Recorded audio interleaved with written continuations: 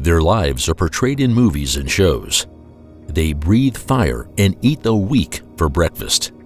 In many areas of Asia, their names are whispered with fear, like they would appear out of the shadows to call a hit on whoever speaks their names. These are the deadliest Yakuza bosses who are still active in 2024. Kenichi Shinoda. In an organization that has existed for more than a century, you have to be pretty badass to stand out. Very few men did in the Yakuza, and one of them was the big bad wolf, Kenichi Shinoda, known also as the sixth and current Kamicho, or chairman of Japan's largest Yakuza organization, the Yamaguchi-gumi. He's seen things, done things, and has had quite the journey to the top. His Yakuza career began far back in 1962, when he joined a little branch of the Yamaguchi clan based in Nagoya. This clan was known as the Hirota-gumi, and nobody knew this wide-eyed boy, well, as wide-eyed as a young criminal can be, would one day dominate the crime scene in Japan. His rise to notoriety started particularly in the 70s, when he was involved in a brutal incident in which the rival boss of another Yakuza clan was found dead by his hands. His badassery was taken to a whole new level when it was found out that he had done the deed with a katana. You know, something like out of a samurai movie. Although this put him on the lips of every other Yakuza member, it also earned him 13 years behind bars. But this didn't stop him. In fact, prison only seemed to fuel his ambition. He came back stronger and even more hungry for blood. Riding on the wave of immense ambition, he co-founded a new group called Kodokai in 1984 with longtime ally Kiyoshi Takayama, effectively replacing the now disbanded Hirota-gumi. Under the leadership of these two wolves, the Kodokai thrived and expanded their businesses, spreading over 18 prefectures and even pushing into the Kanto region.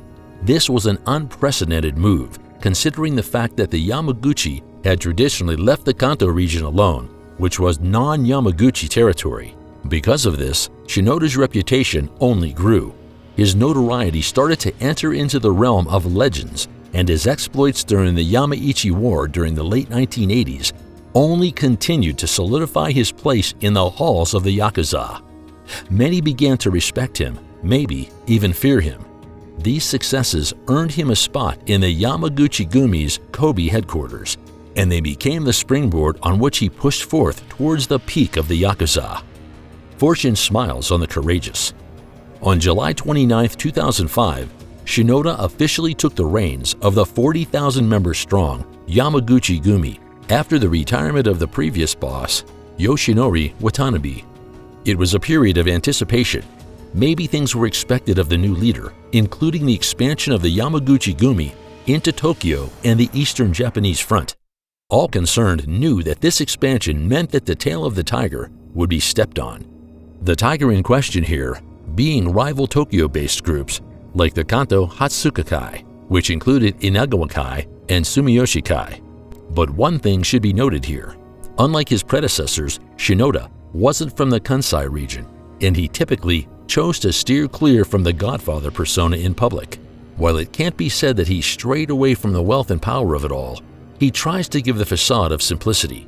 For example, when he was inducted as Kamicho, rather than arriving in a chauffeured limo, he chose to take the train, even stopping by a street-side ramen shop on his way to his lavish induction banquet. This unheard-of behavior definitely endeared him to some of his men, leaving him with both respect and fear. But remember, it really was just a facade. Despite his down-to-earth public image, Shinoda didn't escape international attention. In 2012, the Obama administration in the US placed sanctions on him and his second-in-command, Kiyoshi Takayama, as part of a crackdown on international organized crime. These sanctions linked Shinoda's Yamaguchi-gumi to other major crime organizations like the Russian Brothers Circle, Italy's Camorra, and Mexico's Los Zetas. As one of the most powerful men in organized crime in East Asia, Shinoda's journey from small-time Yakuza recruit to the head of Japan's largest criminal organization is filled with dramatic turns that were shaped by his ruthlessness and fierce spirit. If you made it this far, how about you consider subscribing to the channel and liking the video? It really helps us out and allows us to keep bringing you high-quality content about the Mafia world. Thanks, we appreciate you. Kiyoshi Takayama.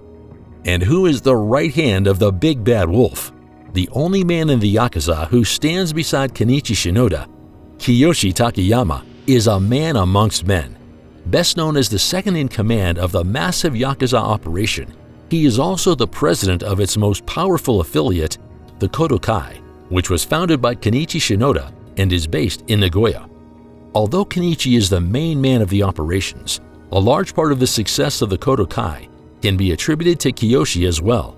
In addition to this, he can also definitely be seen as a central character in the rise of the sixth generation of the Yamaguchi-gumi.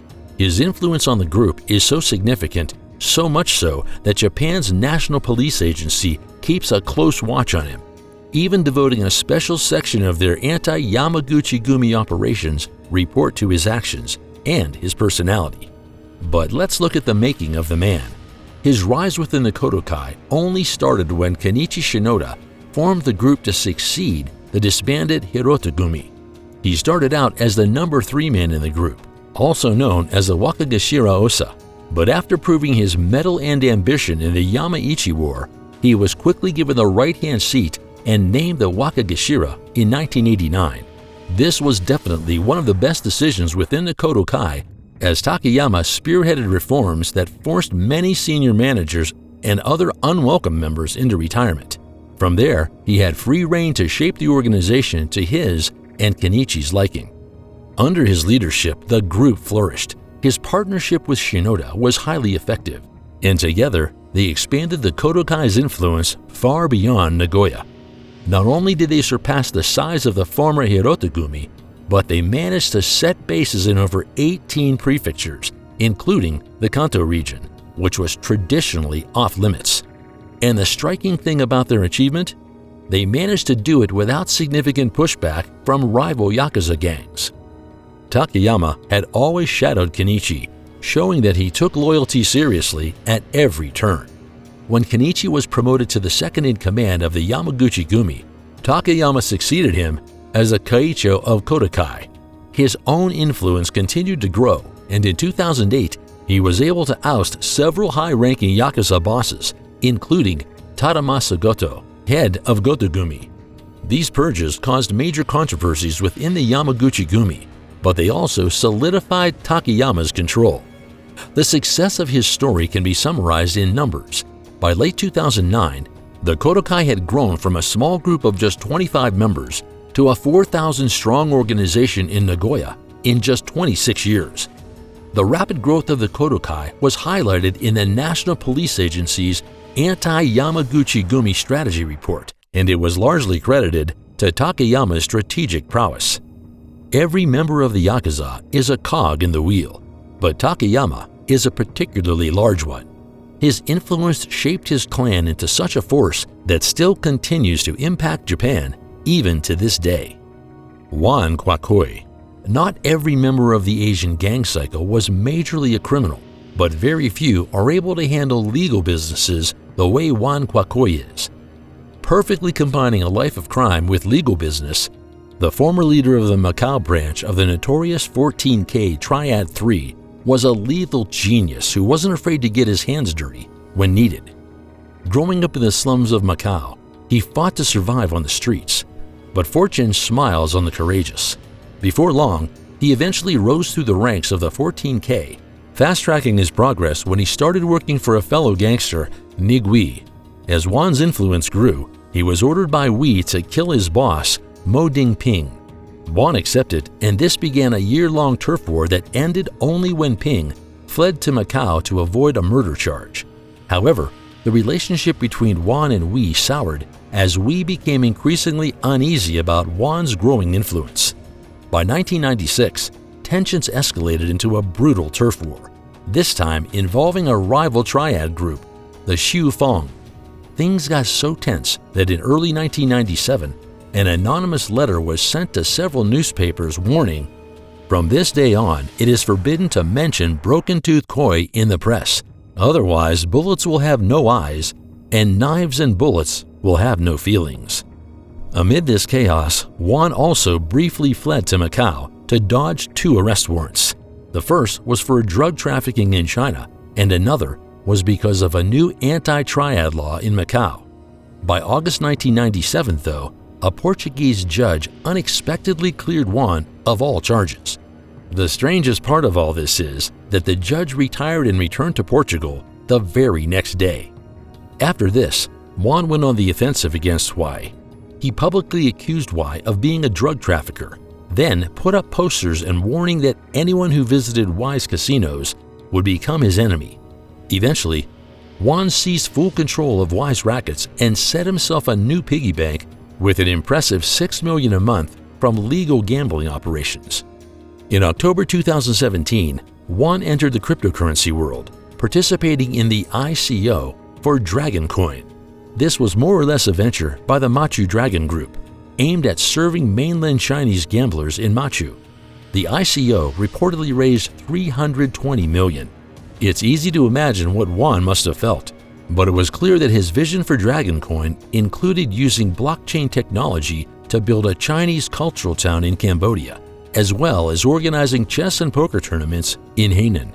The criminal lord also founded and became chairman of the World Hongmen History and Culture Association, a Chinese cultural group with a global presence, which had ties to growing Chinese investments in Cambodia. In May 2018, with the Cambodian government's support, Wan launched the group's headquarters and introduced Hongmen cryptocurrency, HB, planning to issue 1 billion HB tokens valued at $1 each. He also revealed plans to expand into e-commerce and Hongmen-branded products like watches, tea, hotels, and casinos. Things took an even bigger turn in March 2020 when Wan launched a new development project called Sexiang in the Burmese border town of Myawaddy, serving as chairman of the Dongmei Group. Unexpectedly, this area became a hub for crime syndicates fleeing Cambodia after the country's crackdown on illegal activities in 2019. Rumor had it that Wan struck a deal with the Kayan State Border Guard Force, made up of former rebels from the Democratic Karen Buddhist Army. Sexiang soon became a center for cybercrime. Here, trafficked Chinese workers were forced to run scam operations that put money into the pockets of the organizers. By August 2020, Wan had also become chairman of the Inex Technology Board, a publicly traded Malaysian tech company. He was already vastly expanding his legal business, but Malaysian authorities later linked him to Nicky Liu, who was a businessman charged with multiple counts of money laundering. Eventually, Wan's activities caught the attention of international authorities. On December 9, 2020, the U.S. Department of Treasury blacklisted Wan and his company, Dongmei Group, and also targeted his World Hongmen History and Culture Organization, naming it as a front for the 14K triad. It's unlikely that this spells Wan's demise. The street boy who grew up to be an international criminal lord definitely wouldn't go down without a fight. These men built their influence over decades, and their legacy continues to hold these criminal organizations together despite the onslaught of attacks from local and international law enforcement agencies. If you want more stories like this, don't forget to like and subscribe.